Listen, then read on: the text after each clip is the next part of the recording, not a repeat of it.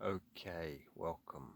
So today I wanted to offer some reflections about boarding school and emotions and just what the impact is.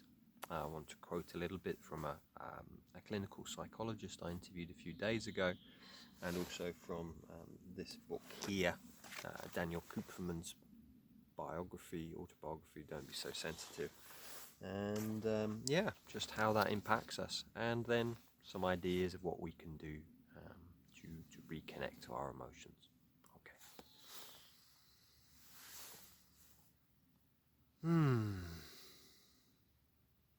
So one of the ways we reconnect with our emotions is to slow down.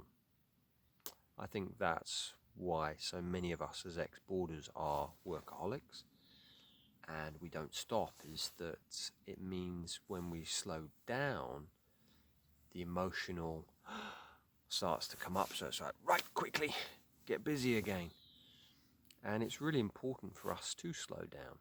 So whether that be on retreat, whether that be just on holiday, whether that be every day, just having some stillness time. So whether I like to come in the garden every morning and just sit barefoot and meditate, breathe, and that helps me to tune into my own emotional household.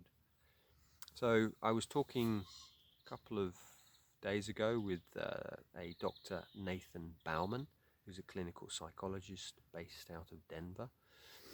And we were talking a bit about boys and how they're often taught to really suppress most of their emotions. He said anger and frustration are allowed.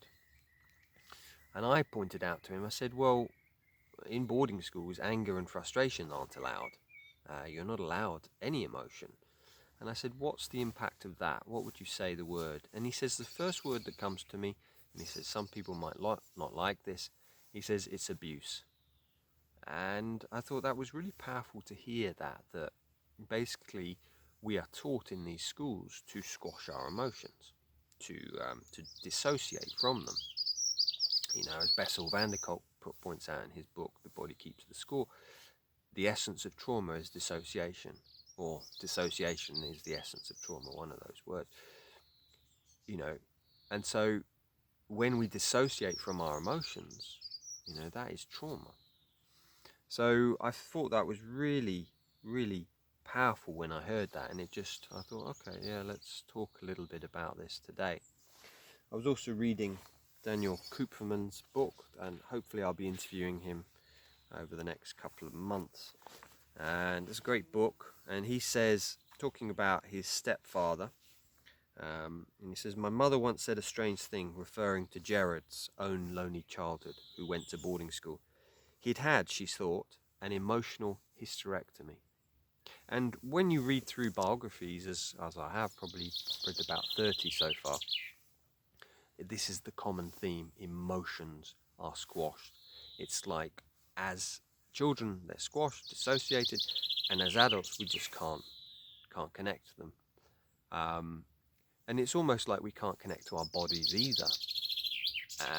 It's like one of my friends, when he began meditation, the meditation instructor says, feel your legs. And he thought to himself, I can't feel my legs. It's like we've just dissociated. And interestingly enough, he was at a public school, although not a boarding school. So I think this is really important to see that, and that's partly the solution. How do we reconnect with our emotions? We reconnect with our bodies. And the somatic work, Peter Levine, somatic experiencing, that is really key for us to go, what am I feeling? The physical sensations.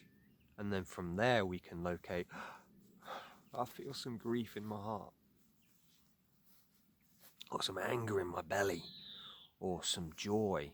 And again, Bessel van der Kolk, in one of the courses I did with him, he talks about this window of tolerance, is that if we've been through trauma, our window of tolerance is quite narrow, meaning that we don't have a lot of emotion. We're not too up, not too down. And I feel as ex-boarders, we were almost taught to be this zombie-like state. You couldn't be too excited. If you were, people would call you gay. If you you were too depressed, they would laugh at you, and you couldn't be too angry. You had to be this narrow kind of window. As we start to do this work, we open it up. It feels really uncomfortable, especially if we start to feel anger or we start to feel joy. It's like we might try and push it down. And gradually, as we do more and more of this work, we can open that window and we can feel more joy. That's the real point, is we can start to live a real life rather than this zombie-like state that so many of us have lived. So we reconnect, and that's through the body, through therapy, through doing practices like yoga. Pete Walker, in his book Complex PTSD, talks about yoga, somatic work. He talks about the cognitive side, but also, physical. When you're working out, sometimes it's more of a unilateral movement, and actually something like dancing, we can reconnect in with the body, and there might be some anger or tears come up, and we allow that, and we just get more and more comfortable, and our window of tolerance opens, and more of our joy does as well. So I just invite you to take a couple of breaths. Maybe listen to the bird song. And just drop inside yourself. Feel what you feel. Maybe your chest area, heart area, solar plexus, belly. And I think this is really key with healing, is that the mind is very much instantaneous. Right, this is what I think, okay? Whereas the emotion for me is a much slower language. It's like a very subtle, and it takes time just to sit with it and not run away, but just be with that feeling. And when we do that, then understanding of what it actually means. And that might take a few days, but we just sit and we give space just to feel. And Annabelle Gonzalez, who I interviewed a couple of years ago, maybe it was last year, but she says, imagine that feeling's like a small child or a baby animal, and you just hold it. Imagine holding it, putting your hands there, and you just breathe with it, just as you would your own child. And by doing that, it almost opens up. It opens up this window, and maybe tears come, grief, and then, but we practice. It's like we practice, and gradually it gets easier and easier and easier.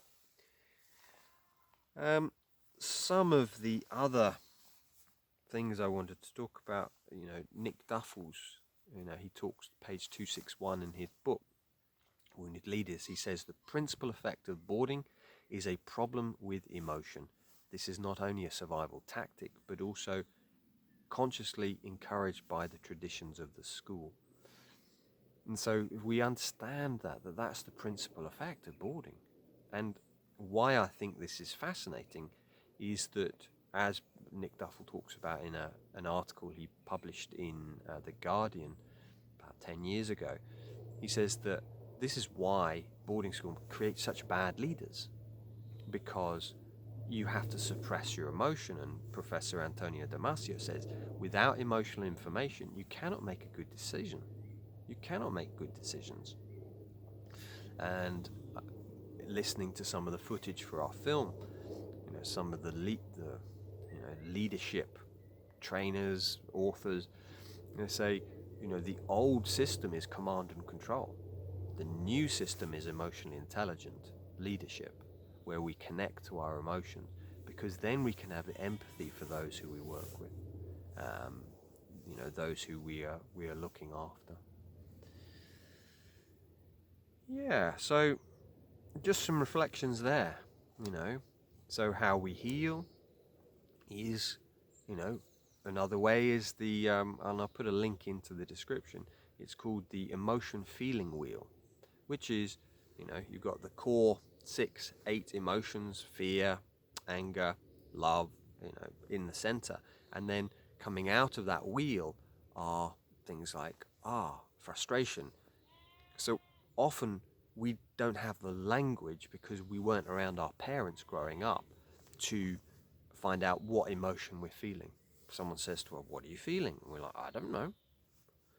Whereas if we've been around emotionally intelligent parents, as Joy Schaverien points out, she says they would go, "That is anger. Oh, it sounds like you're feeling a bit